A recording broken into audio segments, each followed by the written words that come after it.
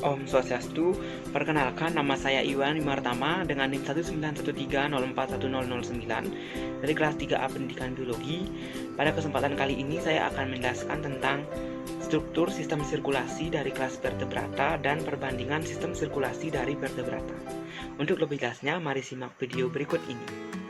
Jantung merupakan organ berotot yang berkontraksi secara ritmis memompa darah melalui sistem sirkulasi. Jantung merupakan organ yang sangat penting dalam proses peredaran darah. Jantung terletak dalam rongga dada dan memiliki ukuran sebesar genggaman tangan pemiliknya dan berat sekitar 300 gram. Jantung dibungkus oleh perikardium pada bagian luarnya.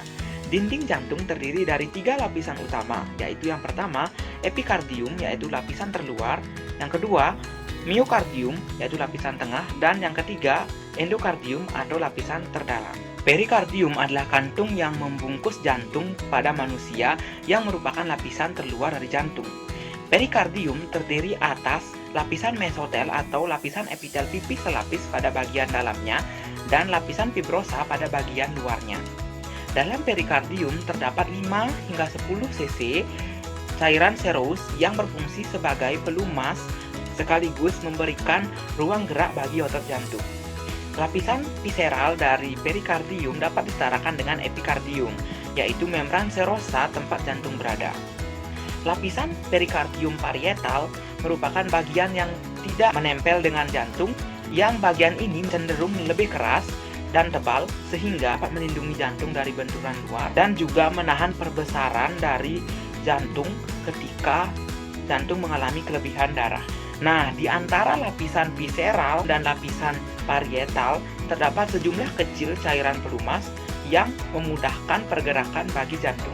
Epikardium adalah lapisan paling luar dari dinding jantung. Epikardium dapat merujuk lapisan paling luar dari dinding jantung dan lapisan dalam perikardium visceral serosa yang menyambung lapisan serosa. Lapisan paling luar epikardium dilapisi oleh epitel pipih selapis. Sedangkan pada bagian dalamnya terdapat lapisan fibroelastis. Lapisan paling dalam dari epikardium terdiri atas jaringan lemak atau adiposa yang dalamnya terdapat saraf dan pembuluh koronaria. Berdasarkan struktur tersebut, epikardium berfungsi sebagai lapisan perlindungan tambahan bagi jantung di bawah perikardium. Miokardium adalah lapisan yang paling tebal pada jantung. Lapisan ini terdiri atas sel-sel otot jantung yang tersusun berlapis-lapis mengelilingi ruang-ruang jantung dalam bentuk pilinan yang rumit. Miokardium di ventrikel lebih tebal daripada miokardium yang terdapat pada atrium. Susunan sel-sel otot yang sangat bervariasi ini menyebabkan pada saat potongan jaringan, sel-sel tampak tersusun dalam berbagai arah. Endokardium terdiri dari selapis sel endotel tipis yang berada di atas tipis subendotel jaringan ikat longgar yang mengandung serat elastin dan serat kolagen. Penghubung miokardium pada subendotel adalah selapis jaringan ikat yang disebut dengan lapisan subendokardium. Lapisan ini mengandung vena, saraf, dan cabang sistem penghantar impuls jantung. Endokardium membatasi antara atrium dan ventrikel.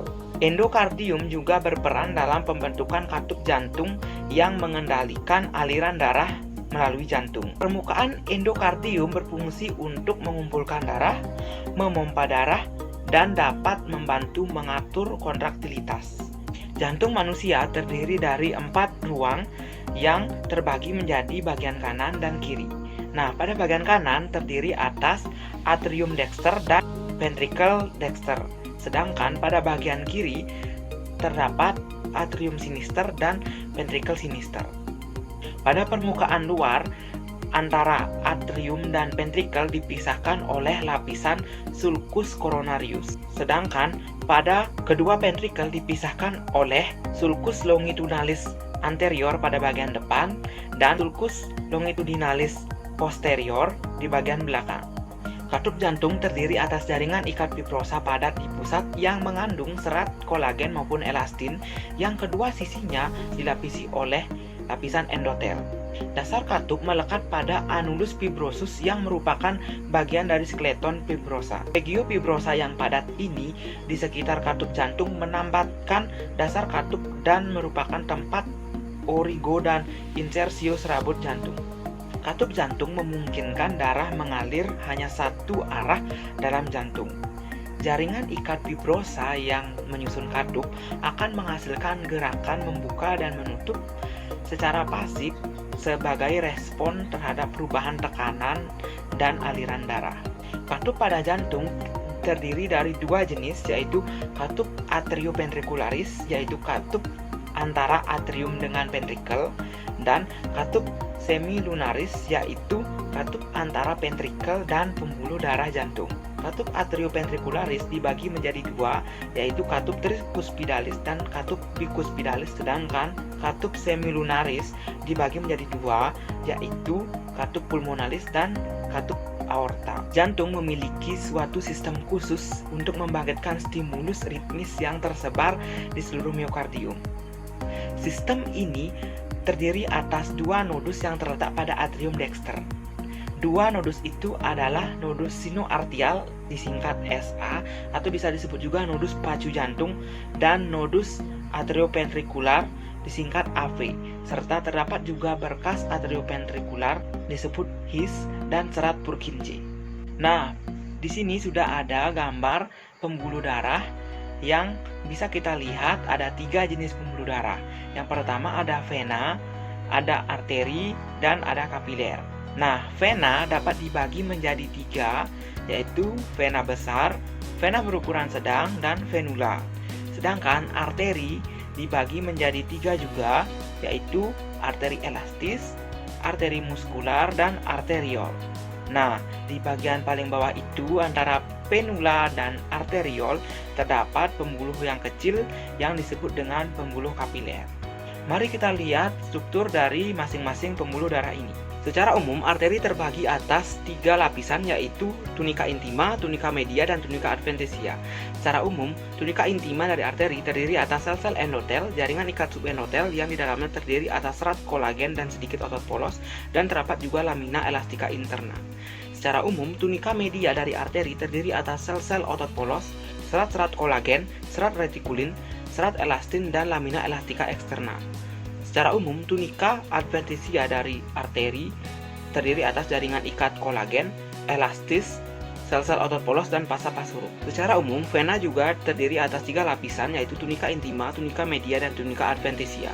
Secara umum, tunica intima dari vena terdiri atas jaringan ikat subendotel, katup, dan lamina elastica interna. Kemudian, tunica media terdiri atas sel-sel otot polos, serat kolagen, dan elastin. Kemudian, tunica adventitia dari vena terdiri atas jaringan ikat kolagen, berkas serat otot polos, serat kolagen, elastin, serta pasa pasuruk. Selanjutnya, di sini terdapat kapiler. Kebanyakan kapiler pada potongan melintang tampak tipis melingkar dengan diameter 8 hingga 10 mikron.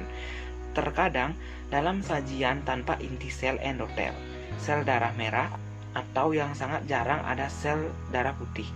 Sering, kapiler mengempis dan tidak nyata dengan mikroskop cahaya. Perisit biasanya ada di dekat kapiler.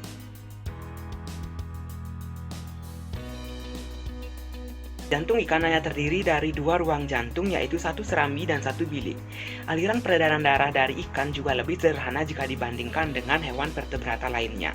Darah kotor akan dipompa melalui bilik menuju insang untuk mendapatkan pasokan oksigen. Kemudian, darah ini akan langsung mengalir ke seluruh tubuh ikan dan kembali lagi ke jantung melalui bagian serambi. Amfibi memiliki 3 ruang jantung, yaitu 2 serambi dan 1 bilik.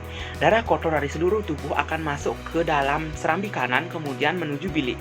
Nah, dari bilik ini akan dipompa menuju ke paru-paru untuk mendapatkan oksigen. Kemudian, darah akan kembali lagi ke jantung melalui serambi kiri. Nah, dari serambi kiri ini darah akan dipompa menuju bilik. Nah, karena bilik pada amfibi ada 1, sehingga terjadi sedikit percampuran antara darah kotor dengan darah bersih. Jantung reptil terdiri dari 4 ruang jantung seperti pada mamalia. Namun, terdapat sekat yang belum sempurna atau adanya lubang pada daerah serambi.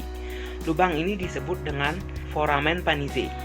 Darah kotor dari seluruh tubuh akan masuk ke serambi kanan, kemudian menuju bilik kanan dan akan dipompa ke paru-paru.